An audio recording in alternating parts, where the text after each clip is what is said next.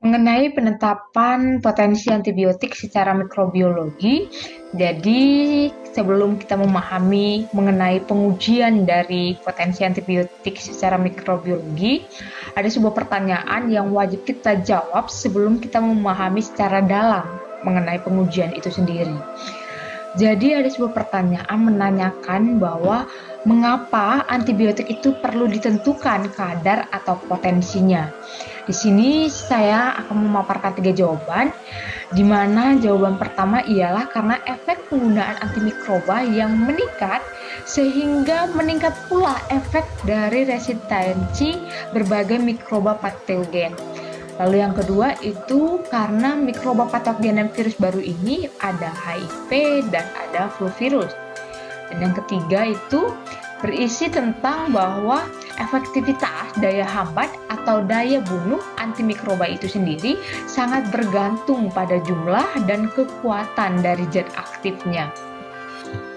Lalu ketika kita mengetahui mengapa perlu ditentukannya kadar atau potensi dari antibiotik itu sendiri, bagaimana dengan pengujian potensinya? Jadi di sini ada 3 hal yang sangat penting dalam pengujian potensi, yaitu yang pertama mengenai prinsipnya, tujuannya, dan metodenya. Jadi karena sangatlah penting, maka prinsip uji itu sendiri sudah dipaparkan dalam Farmakopedisi 4 tahun 1995, di mana isi prinsip itu sendiri ialah estimasi dari potensi antibiotik melalui perbandingan langsung antara sampel atau antibiotik uji itu dengan antibiotik standar, yaitu antibiotik yang telah disahkan. Jadi adanya perbandingan 2 sampel yang berbeda.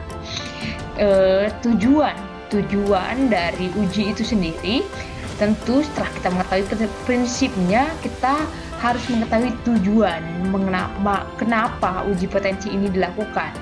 Jadi uji potensi ini dilakukan itu sebagai standar untuk mengatasi keraguan tentang kemungkinan hilangnya aktivitas atau potensi dari antibiotik terhadap efek daya hambatnya pada mikroba.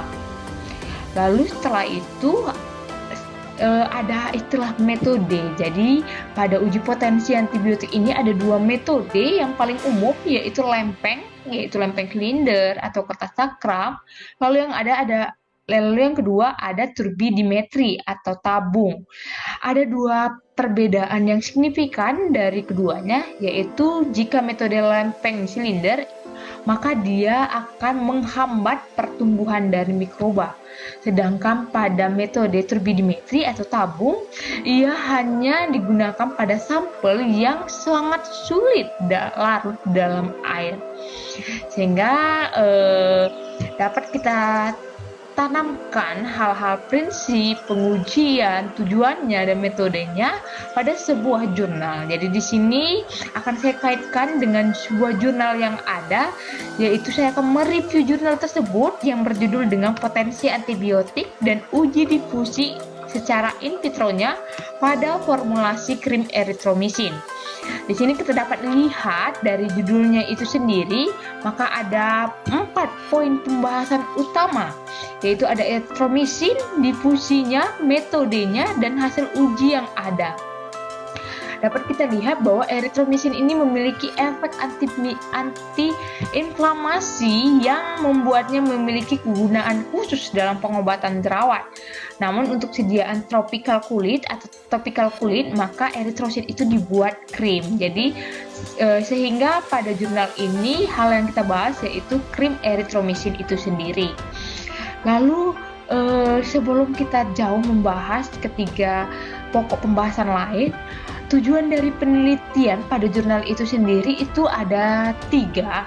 Jadi kita harus mengetahui dari penelitian ini, dari jurnal ini kita harus mengetahui besarnya persentase potensi dari formulasi krim antibiotik dari eritromisin. Lalu yang kedua, kita mengetahui besarnya penetrasi dalam kulit.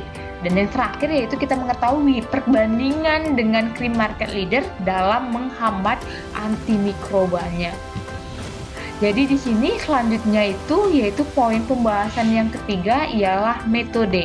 Jadi ada metode yang digunakan dalam pengujian yang dilaksanakan pada jurnal ini.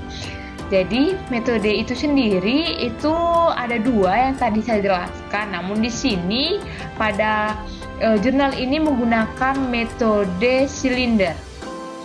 Jadi metode inilah yang digunakan untuk melakukan pengujian pada jurnal ini menggunakan lempeng silinder, di mana ada krim minyak dalam air atau market leadernya itu menggunakan metode lempeng silinder.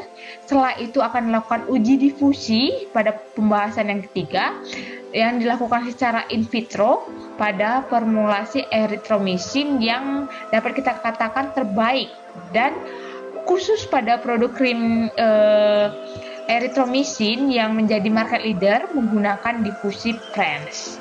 Di sini tadi saya kaitkan dengan istilah difusi. Jadi uji difusi itu sendiri dapat kita katakan pada jurnal ini itu dilakukan secara in vitro menggunakan sel difusi Franz. Alasannya digunakan sel difusi Franz itu sendiri karena dia lebih mudah dan lebih hemat.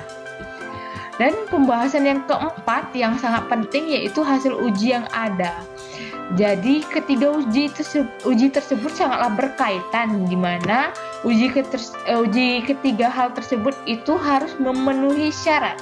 Jadi pada jurnal ini viskositas, pH, dan uji mutunya sangat memenuhi syarat, dan dapat kita lihat bahwa benar-benar bahwa erythromycin ini adalah golongan antibiotik yang sudah sesuai standar dan sama dengan krim yang sudah disahkan.